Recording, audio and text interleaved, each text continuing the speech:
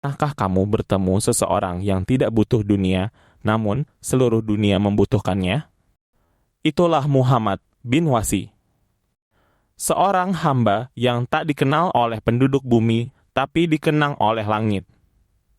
1. Kelahiran dan masa kecil. Muhammad bin Wasi lahir pada masa tabi'in, generasi setelah sahabat Nabi. Ia tumbuh dalam kesederhanaan. Sejak kecil, dia bukan anak yang tertarik pada permainan atau keramaian. Ia mencintai kesunyian, suka duduk merenung, dan sudah terbiasa dengan hidup minim kenyamanan. Kecerdasannya terpancar dalam diamnya dan hatinya sejak kecil dipenuhi ketundukan. 2. Pendidikan spiritual dan guru. Muhammad bin Wasi belajar dan melayani banyak ulama besar, termasuk Hasan al-Basri.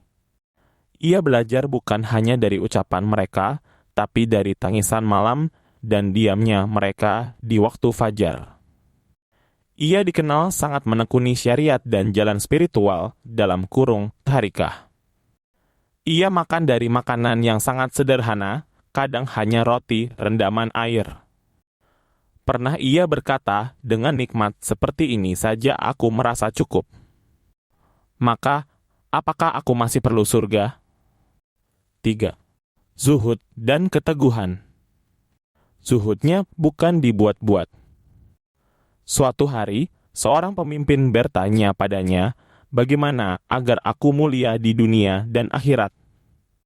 Ia menjawab, zuhudlah dari dunia, maka engkau akan merasa cukup tanpa makhluk, dan mereka akan butuh kepadamu. Itulah kekuasaan sejati. Ia menolak kehormatan dunia. Ketika seorang jenderal besar menyuruhnya memakai pakaian bagus, ia hanya diam. Ketika ditanya, dia berkata, jika aku menjawab, aku takut hanya memuji diriku sendiri atau mengeluhkan Allah atas kefakiranku. 4. Wasiat dan warisan hikmah. Ia pernah berkata, siapa yang pagi dan sore hari dalam keadaan lapar tapi tetap ridha kepada Allah, maka dialah raja yang sejati. Suatu hari, ada orang berjalan dengan sombong. Muhammad bin Wasi memanggilnya dan berkata, tahukah siapa dirimu? Ayahmu dari tanah, ibumu dari alat pemintal wol.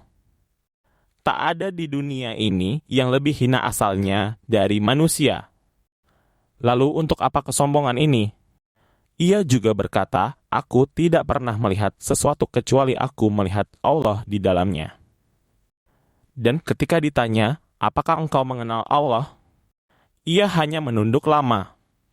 Lalu berkata, orang yang mengenal Allah tidak berbicara tentangnya dengan lisannya, tapi menangis dengan hatinya. 5. Akhir hidup dan warisan abadi. Muhammad bin Wasi meninggal tanpa meninggalkan rumah megah, harta atau keturunan mulia.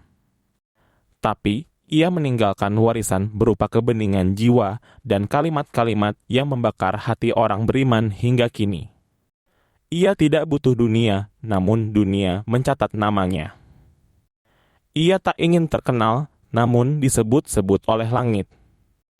Itulah Muhammad bin Wasi, raja yang tidak terlihat.